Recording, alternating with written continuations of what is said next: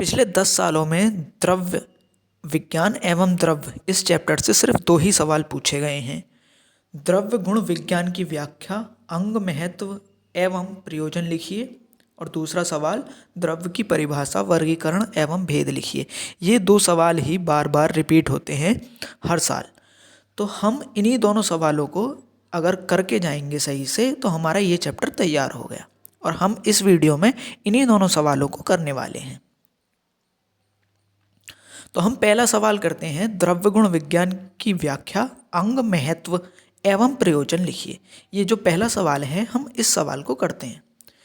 समझते हैं कि द्रव्य गुण विज्ञान की व्याख्या क्या है। द्रव्याणाम नाम रूपाणि गुण कर्माणि सर्वेश।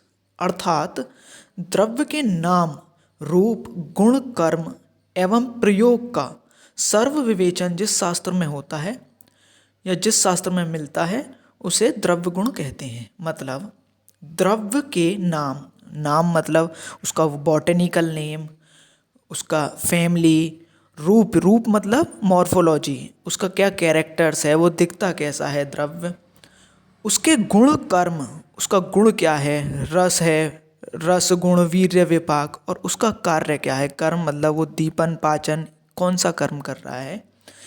जिस शास्त्र में हम इस चीज के बारे में पढ़ते हैं उस शास्त्र को हम कहते हैं द्रव्य गुण। अब द्रव्य गुण के पदार्थ क्या हैं? इसके 7 पदार्थ हैं जिसे सप्त पदार्थ कहते हैं, और ये सप्त पदार्थ पेपर में पूछा भी जाता है कभी कभी। तो सप्त पदार्थ क्या क्या हैं द्रव्य गुण के निम्न सप्त पदार्थ माने गए हैं। 7 पदार्थ कौन कौन से माने गए हैं? द्रव्य, गुण, रस, वीर्य, विपाक, प्रभाव और कर्म। ये 7 पदार्थ के ये 7 द्रव्य गुण के पदार्थ माने गए हैं जिन्हें हम सप्त पदार्थ कहते हैं। पहला है द्रव्य मतलब औषधि। हमारा जो मेन मोटिव है आयुर्वेद पढ़ने का वो क्या है? चिकित्सा करना। और चिकित्सा हम किस चीज़ से करेंगे? औषधि से करेंगे। तो औषधि क्या है? द्रव्य है।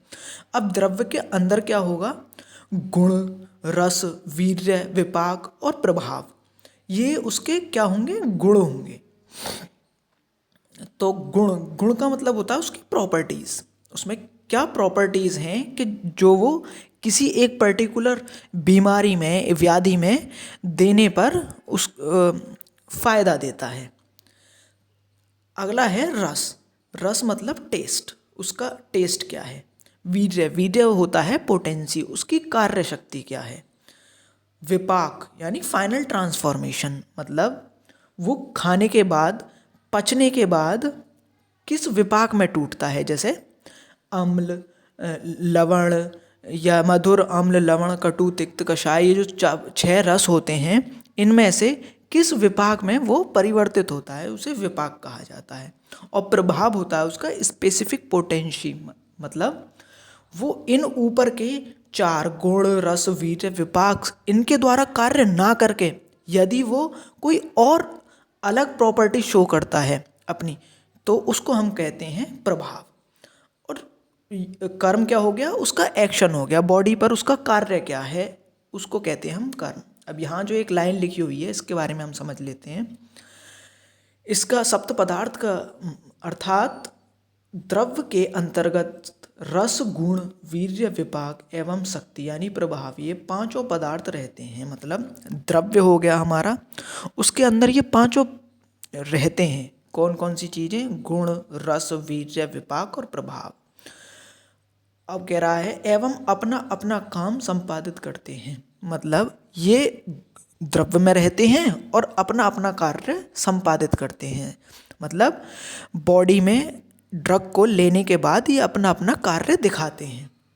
इन 5 पदार्थों में द्रव्य व कर्म को मिलाकर ये 7 पदार्थ हो जाते हैं। अब इन 5 पदार्थों में गुण, रस, वीर्य, विपाक, प्रभाव में यदि हम द्रव्य और रस, कर्म मिला दें तो ये सप्त पदार्थ कहलाते हैं। अगला है द्रव्य गुण विज्ञान के अंग। अब ये भी आ जाता है, कभी कभी पूछने को आ जाता है कि द्रव्य गुण विज्ञान के अंगों का वर्णन करें। तो इसमें 6 अंग माने गए हैं द्रव्य गुण के। पहला है नाम रूप ज्ञान यानी फार्मेकोगाइनोसिस, अर्थात द्रव्य का नाम कुल मॉर्फोलॉजी, मतलब उसका बॉटनिकल नेम, उसकी फैमिली, मॉर्फोलॉजी, ये सारी चीज़ें हम जिस शास्त्र के अंग में, इस शास्त्र के जिस अंग में पढ़ते हैं उसको हम कहते हैं नाम रूप ज्ञान। अगला है गुण ज्ञान यानी स्टडी ऑफ प्रॉपर्टीज़, जैसे रस, गुण, वीर्य, विपाक आदि, इनके बारे में हम जिस अंग में पढ़ते हैं उसको हम कहते हैं गुण ज्ञान। अगला है कर्म ज्ञान यानी फार्मेकोलॉजी, मतलब जो द्रव्य है वो शरीर में जाके कैसे कार्य करता है उसके बारे में हम अगर पढ़ते हैं, जिस भी अंग में पढ़ते हैं उसको हम कहते हैं कर्म ज्ञान यानी फार्मेकोलॉजी। शरीर अवयवों यानी बॉडी ऑर्गन्स पर कार्य, द्रव्य का बॉडी ऑर्गन्स पर कार्य हम जिस अंग में पढ़ते हैं उसको हम कहते हैं कर्म ज्ञान।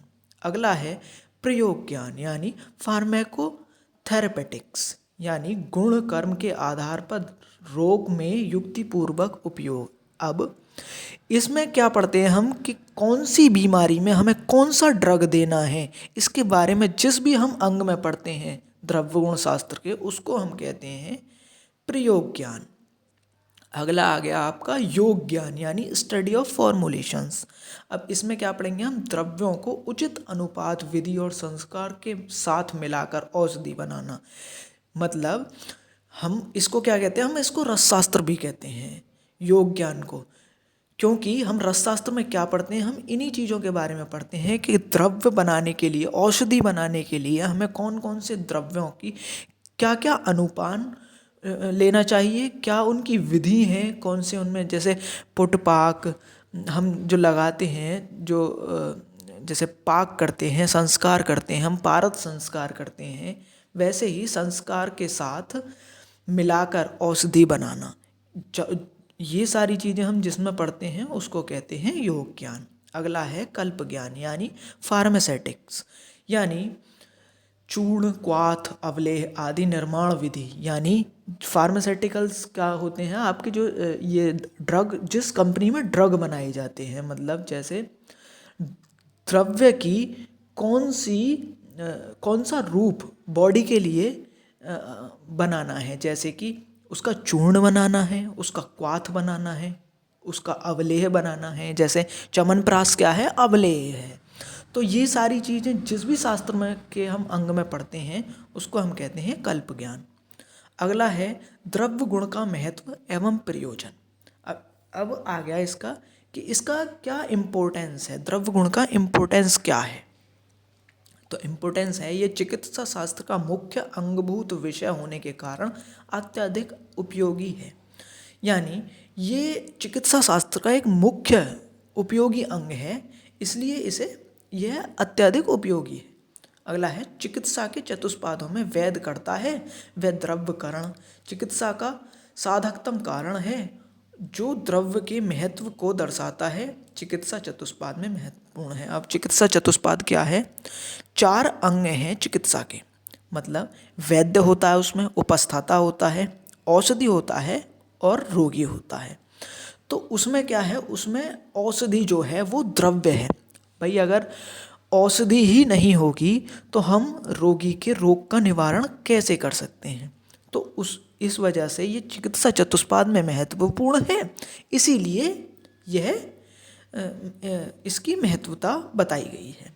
अगला है आयुर्वेद के दोनों प्रयोजनों की पूर्ति द्रव्यों के समुचित प्रयोग से ही सिद्ध हो सकती है। अब आयुर्वेद के 2 प्रयोजन क्या हैं, स्वास्थ्यस्य स्वास्थ्य रक्षणम, आतुरस्य विकार प्रशमनम च, यानी स्वस्थ व्यक्ति के स्वास्थ्य की रक्षा करना तथा रोगी व्यक्ति के रोग का निवारण करना। तो ये दोनों कार्य किस चीज़ से होंगे, स्वास्थ्य की रक्षा करने के लिए हमें रसायन देना पड़ेगा, जो क्या है, औषधि है, द्रव्य है, और रोगी के रोग का निवारण करने के लिए हमें औषधि देनी पड़ेगी। तो औषधि क्या है, वो भी एक द्रव्य है, इसलिए द्रव्य गुण हमारे लिए महत्वपूर्ण है। अब अगला है बिना द्रव्य गुण ज्ञान के वैद्य को उपहास का पात्र बनाया जाता है। जिसके द्रव्य गुण की महत्ता ज्ञात होती है। इसमें क्या कहा गया है कि यदि वैद्य को यही नहीं पता होगा कि कौन सी व्याधि में कौन सा द्रव्य देना है, तो रोगी ना तो सही होगा और कभी कभार ऐसा भी होगा कि रोगी की मृत्यु भी हो सकती है। तो यदि वैद्य को यही नहीं पता होगा कि क्या द्रव्य देना है, क्या औषधि देनी है, तो वो उपहास का तो कारण बनेगा ही, पात्र बनेगा वो उपहास का, मतलब उसकी हंसी उड़ेगी, निंदा होगी उसकी। तो ये सारी चीज़ें, ये 4 पॉइंट्स जो हैं, ये द्रव्य गुण के महत्व को दर्शाते हैं।